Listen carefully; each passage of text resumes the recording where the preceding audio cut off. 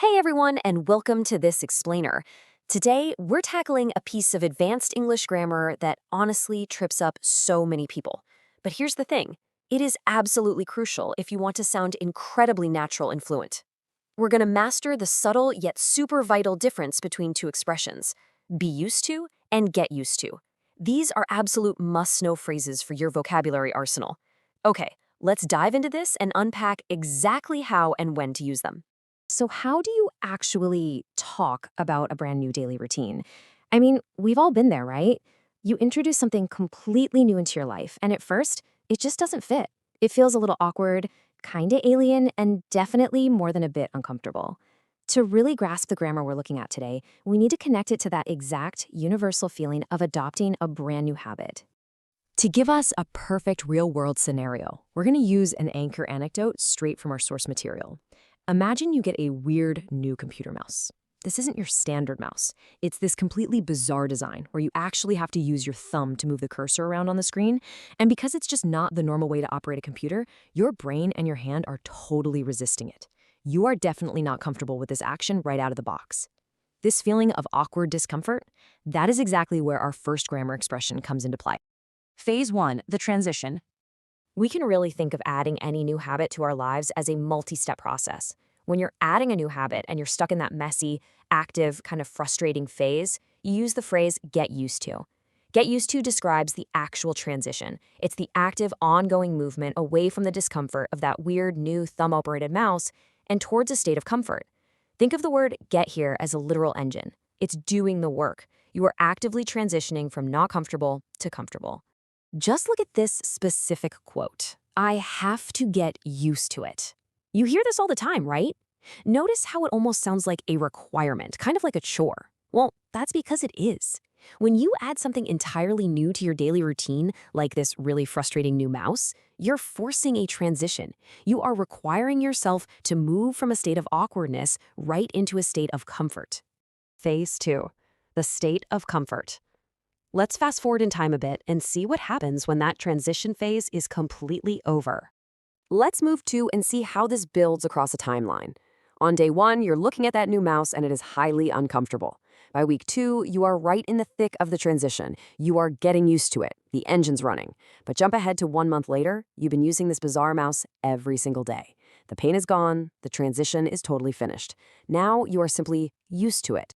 Which brings us to our second definition. When you finally reach that destination, you use the phrase be used to. This describes your current settled state of being completely comfortable.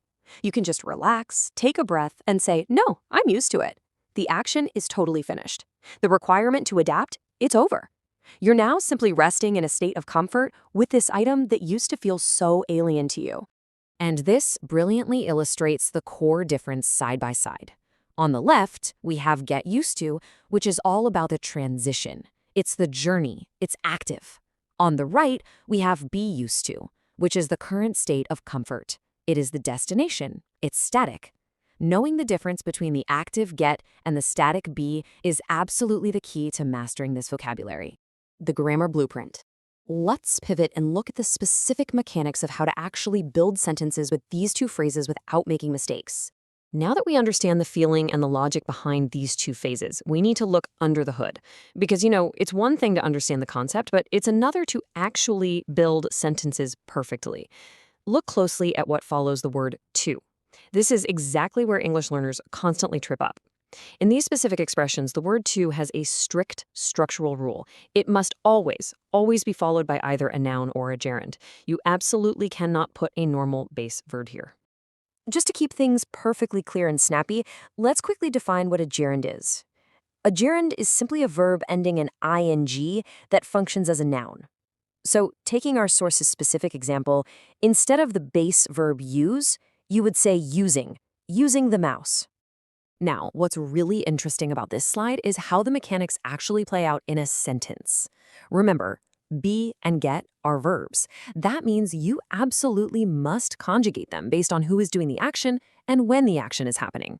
If the subject is I, your current state is I am used to it, and your transition is I am getting used to it. But if we change the subject to she, well, the verb's got to change too. She is used to it, or she is getting used to it. You have to align the verb with the subject and the time reference. Let's look at the blueprint fully in action with two perfectly constructed examples from our source material. You can say, I am used to the mouse. That's using a standard noun. Or you can say, I am used to using it. That's deploying our ing gerund verb. Both of these are 100% correct, they sound incredibly natural, and they perfectly communicate that you are currently in a static state of comfort. Your turn to practice. So, we've covered the logic, the timeline, and the structural blueprint. We know the difference between the active transition of get and the settled state of be. Now it's your turn. I want to leave you with this question. What new thing are you getting used to right now? Think about your own daily routine. Did you get a new phone? Are you trying the new workout? Take that new item and I challenge you to write out sentences using both the active getting used to and the future static state of being used to. Solidify this blueprint in your mind, practice the structure, and for sure, you'll be using this advanced grammar flawlessly. Thanks so much for joining me for this explainer. Now go get practicing.